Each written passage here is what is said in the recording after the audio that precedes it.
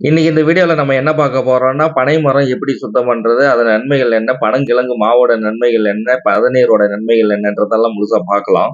அதுக்கு முன்ன இந்த சேனல சப்ஸ்கிரைப் பண்ணாதவங்க சப்ஸ்கிரைப் பண்ணி, இந்த சேனல ஃபாலோ பண்றவங்க பெல் பட்டன அமைக்கி ஃபாலோ பண்ணிக்கங்க.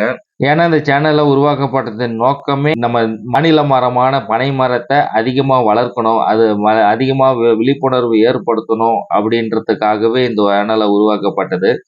அது மட்டும் இல்லாம பனை தொழிலாளர்களோட வாழ்வாதாரத்தையும் மேம்படுத்தணும். ஏன்னா, பனை தொழிலாளர்களோட நிலைமை ரொம்ப மோசமா இருக்கு. அதனால இந்த கருப்பட்டி உற்பத்திய பெருக்கணும். உற்பத்திய பெருக்கணும்னா என்ன செய்யணும்னா, நம்மளுக்கு விழிப்புணர்வு அதிகமா இருக்கணும். பனை மரத்தோட நன்மைகளா இருக்கட்டும், பனை பதநீரோட நன்மைகளா இருக்கட்டும், பனங்கருப்பட்டியோட நன்மைகளா இருக்கட்டும், பனங்கிழங்கோட நன்மைகளா இருக்கட்டும், இதெல்லாம் என்னன்றத நீங்க தேடி படிக்கணும். படிச்சு இத விழிப்புணர்வு நீங்க ஏற்படுத்திக்கினா தான் நீங்களும் நல்லா இருக்க முடியும். ஏன்னா சர்க்கரை வியாதியிலிருந்து தப்பிக்கணும்னா பனங்கிழங்கு கண்டிப்பா அவசியம். நம்ம களியிலயோ, சப்பாத்திலயோ கலந்து நம்ம சாப்பிடணும் பனங்கிழங்கு மாவு. அந்த மாதிரி நிறைய விழிப்புணர்வு நீங்க ஏற்படணும். அதுக்காகவே இந்த சேனல்ல உருவாக்கப்பட்டது. இந்த சேனல் பேரு இயற்கை கருங்கல் ஃபுட்ஸ். என் பேரு மணிவண்ணன். நான் என்ன செய்யறேன்னா, எங்க கிராமத்துல கிடைக்கிற பதனி எல்லாம் ஒண்ணா சேர்த்து கருப்பட்டியா காய்ச்சி அதை ஒரிஜினலா உங்களுக்கு கொண்டு வந்து சேர்க்கிறேன்.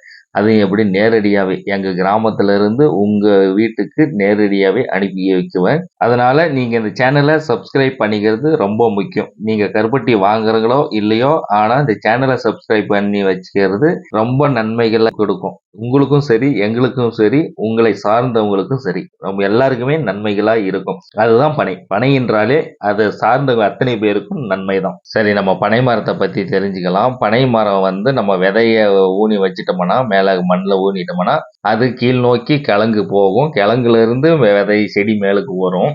அந்த செடியை வந்து நம்ம எட்டி பார்க்கறதுக்கு 1 வருஷம் ஆயிடும்.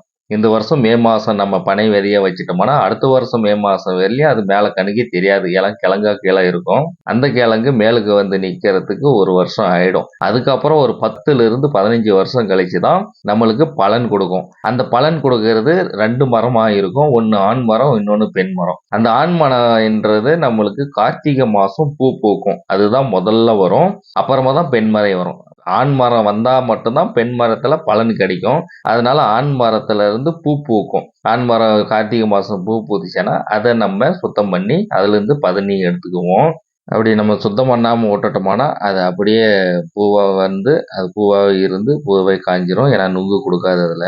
அதுக்கப்புறம் அது 1 மாசம் 1.5 மாசம் இந்த ஆண் மரத்திலேயே பதநீரை இறக்கி நின்றுட்டு அதுக்கப்புறம் தை மாசம் கடிச்சியோ அல்லது மாசி மாசம் ஸ்டார்டிங்லயோ நம்மளுக்கு பெண் மரம் வர ஸ்டார்ட் ஆயிடும். இதுதான் பெண் மரம். இப்போ பெண் மரம் வந்துருச்சு. இதை நம்ம சுத்தம் பண்ணின்னு இருக்கிறோம். இந்த பெண் மரத்துலேருந்து வர்ற கருப்பட்டி வந்து நல்லா ட்ரையா இருக்கும். ஆண் மரத்துலேருந்து வர்ற கருப்பட்டி கொஞ்சம் ஈரமா இருக்கும். ஏன் அப்படி ஈரமா இருக்குன்னா, அது வந்து கார்த்திகை மாசம் வர்றது. கார்த்திகை, மார்கழி, தை இந்த மாசமெல்லாம் அதிகமா பனி இருக்கும். பனிக்காலம்ன்றதுனால இது கொஞ்சம் ஈரமா தான் இருக்கும் கருப்பட்டி. பெண் மரம் கருப்பட்டி வந்து கொஞ்சம் ட்ரையா இருக்கும். கொஞ்சம் கொஞ்சம் கெட்டியா இருக்கும். ஏன்னா இது வந்து வெயில் காலத்துல வர்ற பதனி. அதனால இத வந்து கருப்பட்டி மாறும்போது கொஞ்சம் ட்ரையா இருக்கும் இது. அப்படி பெண் மரத்த நம்ம ஏறாம விட்டுட்டோம்னா, பெண் மரத்துல இருந்து வந்து நுங்கு வந்துரும். இப்ப பாருங்க காமிக்கிறேன் வட்டம் போட்டு. இப்படி நுங்கு வந்துரும். இந்த நுங்க வந்து நம்ம வெட்டி சாப்பிட்டுக்கலாம். இது ரொம்ப உடலுக்கு குளிர்ச்சியானது. இந்த வெயில் காலத்துல வேர்க்குருவுன்னு சொல்றாங்க பாருங்க. அந்த வேர்க்குரு வந்து அதுக்கு மேல இந்த நுங்க எடுத்து பூசிட்டோம்னா, அந்த வேர்க்குரு அப்படியே மறைஞ்சிரும். அந்த அளவுக்கு குளிர்ச்சி இந்த நுங்கு. சரி, நம்ம மரத்த இப்ப பதப்படுத்துறதுனால நம்மளுக்கு நுங்கு கிடைக்காது. நுங்கு கிடைக்காதனால பதநீர் மட்டும் தான் கிடைக்கும். இந்த பதநீரை வந்து சேகரிச்சு, பானையில சேகரிச்சு அத நம்ம எடுத்து குடிக்க போறோம். இப்ப அத குடிக்கிறதுனால என்னென்ன நன்மைகள் அப்படின்றதையும் சொல்றேன் பாருங்க. நம்மளுக்கு பதனியில வந்து பிரதானமா இருக்கிறது கால்சியமு. கால்சியம் அதிகமா இருக்கிறதுனால நம்மளுக்கு உடம்புல உள்ள அத்தனை எலும்புகளும் ஸ்ட்ராங்கா மாறும். அவ்வளவு உறுதியா மாறும். எலும்பு மட்டும் இல்லாம பல்லும் அவ்வளோ ஸ்ட்ராங்கா மாறும். அது மட்டும் இல்லாம வெறும் வயித்துல அந்த பதனியை எடுத்து கொப்பளிச்சோம்னா, வாய் கொப்பளிச்சோம்னா, தினமும் வாய் கொப்பளிச்சு வர்றப்ப துர்நாற்றம் போயிடும். அது ஒரு பக்கம் இருந்தாலும், அந்த ஈரலும் அவ்வளோ ஸ்ட்ராங்கா மாறும். பல்லு வெள்ளையா மாறும். பல்லு கலரு சில பேருக்கு கலரா இருக்கும் பல்லு. அது தினமும் பதனியை கொப்பளிச்சு வந்துட்டா அந்த பல்லு வந்து வெள்ளையா பிரைட்டா மாறும். அதோட சேர்ந்து சிறுநீரகமும் நம்மளுக்கு எல்லா பிரச்சனையும் குறையும். சிறுநீரகம், கிட்னி பிரச்சனை அதெல்லாம் குறையும். அப்புறம் வெயில் காலங்கள்ல இந்த வர்ற நீர்க்கடுப்பு, அந்த சிறுநீர் விளையாடும்போது அந்த பாதையெல்லாம் வலிக்கும். அந்த மாதிரி இருக்கும். அந்த வலியெல்லாம் குணப்படுத்தும். அப்புறம் இந்த பழைய கஞ்சியோட இத பதனியும் சேர்த்து புளிக்க வச்சுட்டு, இந்த ஆறாத எப்பவுமே புண்ணு இருந்துட்டே இருக்கும் பாருங்க. அந்த செக் பண்ணி பார்த்தா சர்க்கரை இருக்காது. ஆனா புண்ணு இருக்கும். அவங்களுக்கு வந்து இத தடவி விட்டுனே வந்தா அது சரியாயிடும். அப்புறம் பதனிய தொடர்ந்து நம்ம ஒரு மண்டலத்துக்கு குடிச்சிட்டு வந்தோம்னா, மேனி பளபளக்கும் நம்மளுக்கு ஷைனிங் வரும். மூஞ்செல்லாம் நம்மளுக்கு டெய்லி பதனி குடிச்சிட்டு வரும்போது, மூஞ்செல்லாம் ரொம்ப பிரைட்டா மாறும். ஷைனிங்கா மாறும். அந்த அளவுக்கு பதனிக்கு எஃபெக்ட் உண்டு. நம்ம எதுவுமே பண்ண தேவையில்ல. இந்த சினிமா நடிகர்கள்லாம் பழச்சாறு குடிக்குவாங்க பாருங்க. அந்த மாதிரி இந்த நம்ம பதனிய குடிச்சிட்டு வர்றப்போ, நம்மளுக்கு மூஞ்செல்லாம் ஷைனிங் வர ஆரம்பிச்சுரும். பிரைட்டா மாற ஆரம்பிச்சுரும். இன்னொன்னு மலச்சிக்கலுக்கு ரொம்ப தீர்வு குடுக்கும். அப்புறம் இந்த வேர்வையெல்லாம் நீக்கிட்டு, அந்த வேர்வை வீக்கம், உடல் வீக்கம், வயிறு தொடர்பான பிரச்சனை இந்த மாரியெல்லாம் கட்டுப்படுத்தும் அது. அப்புறம் தொண்டை புண்ணு, வயிற்று புண்ணு அந்த மாரி சரியாகும். அது சுண்ணாம்பு இல்லாம கொஞ்சம் தெளிய விட்டு, நல்லா தெளிவா இருக்கிற பதனிய குடிச்சு வரணும். அதுக்கப்புறம் வெப்ப கழிச்சலு, சீத கழிச்சலு அந்த மாரி எல்லாம் கூட சரியாகும். சரி இன்னும் நெறைய இருக்கு. பார்த்தா பார்த்துன்னே தான் இருக்கணும். நெறைய எக்கச்சக்கமான பெனிஃபிட்ஸ் இருக்கு. அடுத்து நம்ம பனங்கிழங்கு நன்மைகள் என்னன்றத பார்க்கலாம். ஏன்னா பதநீர் வந்துட்டு இன்னும் பார்க்காமனா பார்த்துன்னே தான் இருக்கணும். அவ்ளோ நன்மைகள் இருக்கு. அடுத்து நம்ம கழங்குக்கு போயிடலாம். என்னன்னா கழங்குல வந்து சர்க்கரை நோயாளிகளுக்கு வந்து பனங்கிழங்கு தான் முதல் நண்பன். சர்க்கரை நோய்க்கு வந்து முதல் எதிரி பனங்கிழங்கு தான். பனங்கிழங்கு லேசா கசப்பு இருக்கும். கசப்பு இருந்தாலும் நம்ம நேரடியா சாப்பிட முடியலனா கூட, நம்ம சப்பாத்திக்கு கோதுமை மாவோட கலந்து சாப்பிட்டுக்கலாம். களிக்கு வந்து கேழ்வரகு மாவோட சேர்ந்து கலந்து சாப்பிட்டுக்கலாம். அப்படி சாப்பிட்டு வரும்போது, சர்க்கரை நோய கட்டுப்படுத்துறது உங்களுக்குள்ளேயே தெரியும். ஏன்னா, இதுல பனங்கிழங்கு மாவுல வந்து இன்சுலின் சுரக்கும். நீங்க பனங்கிழங்கா சாப்பிட்டா கூட சரிதான். இப்ப உங்களுக்கு சீசன் நேரத்துல உங்களுக்கு கிடைக்கும். உங்க பகுதியிலேயே கிடைக்கும். அத நீங்க கலங்காவே வாங்கி சாப்பிடுங்க. வேக வச்சு கலங்க. இல்ல சீசன் இல்ல இப்போ எங்களுக்கு பனங்கிழங்கு கிடைக்கல அப்படின்னு நீங்க நினைச்சீங்கன்னா, நீங்க என்கிட்ட கூட டைரக்ட்டா நீங்க கால் பண்ணி பனங்கிழங்கு மாவ நீங்க வாங்கிக்கலாம். இலங்கை தமிழர்கள் தான் அதிகமா பயன்படுத்துவாங்க. இன்றளவும் அதிகமா பயன்படுத்துறாங்க. அவங்களுக்கு நெறைய அனுப்பினே இருக்கேன் நானு வெளிநாடுகள்ல.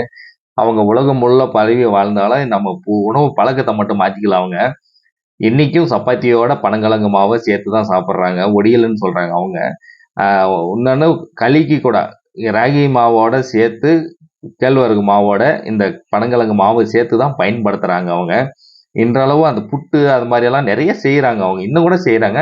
நம்ம தமிழ்நாட்டுல தான் கொஞ்சம் அந்த மாரி பனங்கிழங்கு மாவுலேருந்து சரியா யாரும் சாப்பிடுறதில்ல.